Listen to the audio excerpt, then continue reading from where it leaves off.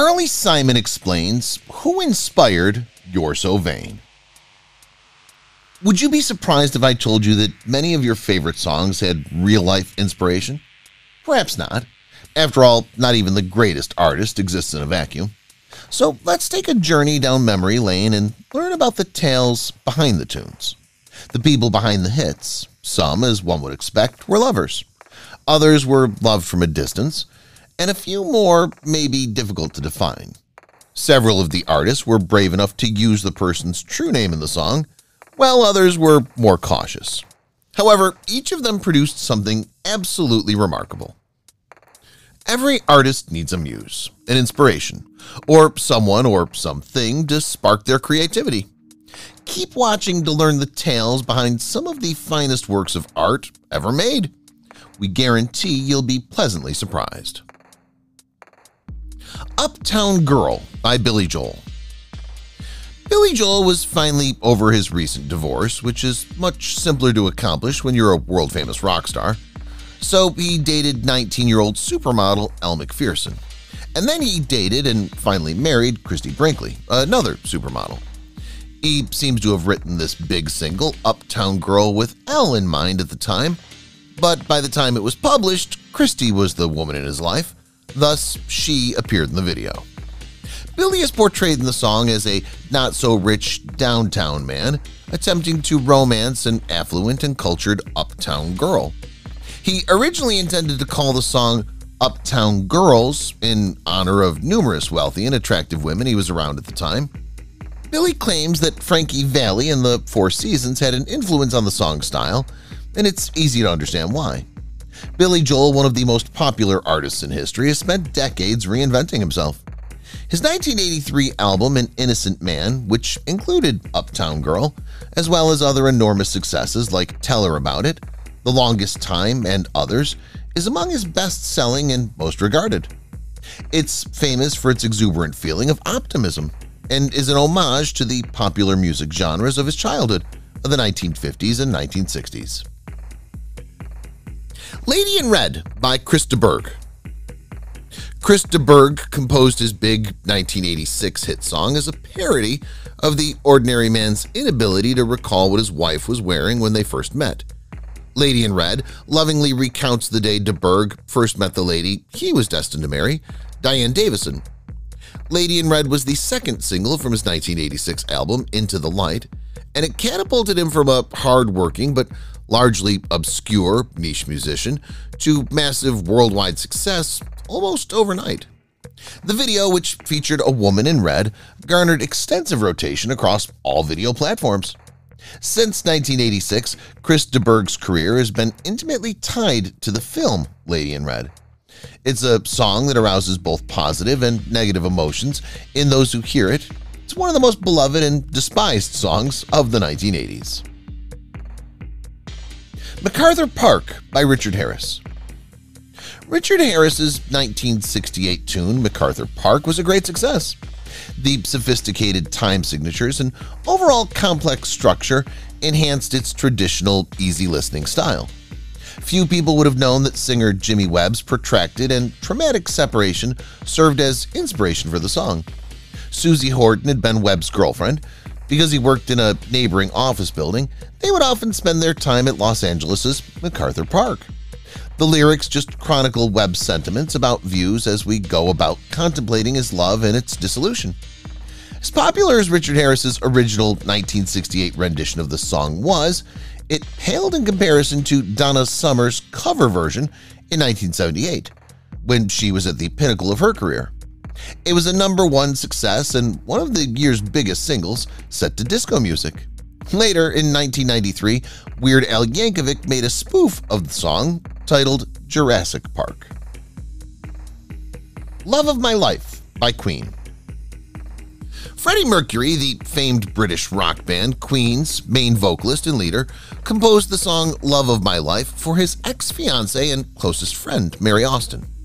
It first appeared on the band's legendary studio album, A Night at the Opera. Mercury was 24 years old when he met Austin, who was 19 years old at the time. They told reporters how they had an immediate connection and quickly fell profoundly in love. They divorced after 7 years of living together as a couple. Mercury said that he was attracted to guys, and Austin verified that she knew he was a homosexual. Despite this, the two remained close, and Mercury even purchased Austin an apartment directly down the street from his to keep them in close contact. Austin eventually moved away, married, and had 2 children, one of whom was Mercury's godson. The majority of individuals have difficulty comprehending the nature of their connection. "All my lovers asked me why they couldn't replace Mary," Mercury once said, "but it's simply impossible. Mary's my soulmate, and I don't want anybody else. She was my common-law wife. It was a marriage for me. We have faith in each other. That's all I need. I couldn't fall in love with a guy as I did with Mary." You may have a taste of their complicated relationship in the film Bohemian Rhapsody. "Shine On You Crazy Diamond" by Pink Floyd.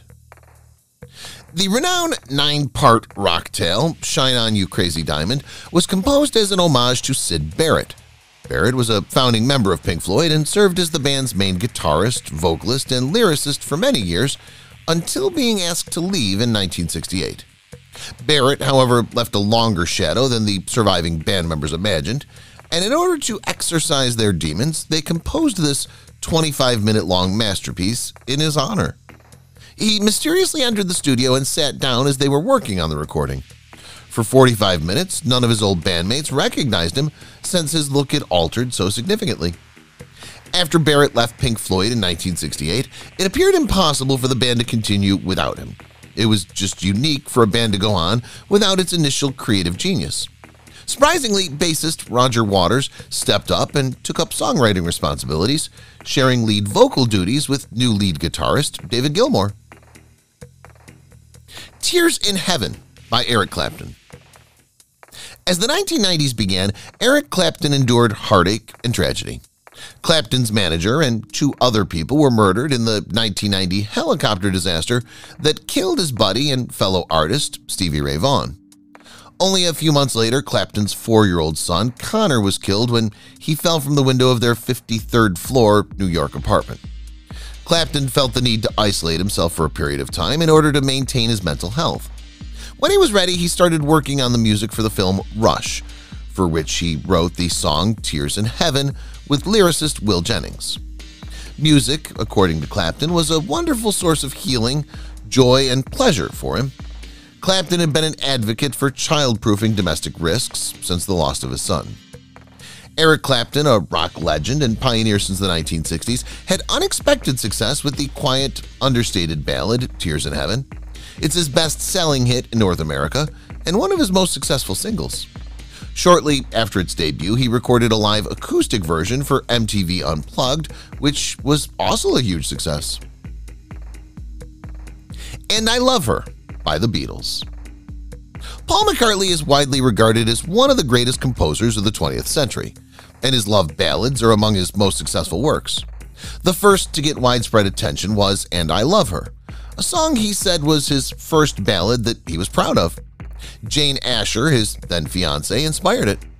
Asher was a photographer and actor who was a big part of the British cultural scene in the 1960s, and the press was obsessed with her and Paul's affair. But that wasn't to be. Within a year, they'd split up, and Paul eventually married Linda Eastman McCartney, the real love of his life. Jane Asher was the inspiration for a number of songs, not just "And I Love Her" by the Beatles. There were many, including "We Can Work It Out" and "I'm Looking Through You." Following her split with Paul, she met and married artist Gerald Scarfe, to whom she has been married for nearly 40 years. "You're So Vain" by Carly Simon. "You're So Vain" by Carly Simon was a #1 smash song in 1972, and for almost 40 years, debate and conjecture have raged. Who is the song about? One thing Simon has made plain is that the 3 lyrics are about 3 separate, egotistical individuals, and the second stanza has long been thought and understood to be about actor Warren Beatty. In fact, he continues to insist that the whole song is about him. Carly disputes that her ex-husband, musician James Taylor, or Mick Jagger were the song's inspirations. Both were accused of orchestrating the song. Music business executive David Geffen was also mentioned, although Simon claims she never met him. Other names that have been mentioned as being vain enough to inspire "You're So Vain" include David Cassidy, Cat Stevens, and David Bowie. Since the 1970s, Carly Simon has been a prominent figure in singing and composition. She's made many comebacks and has remained relevant long after many others have faded into oblivion. Along with You're So Vain, her best-known songs include Haven't Got Time for the Pain, Coming Around Again, The Stuff That Dreams Are Made Of, and Let the River Run, for which she received an Oscar.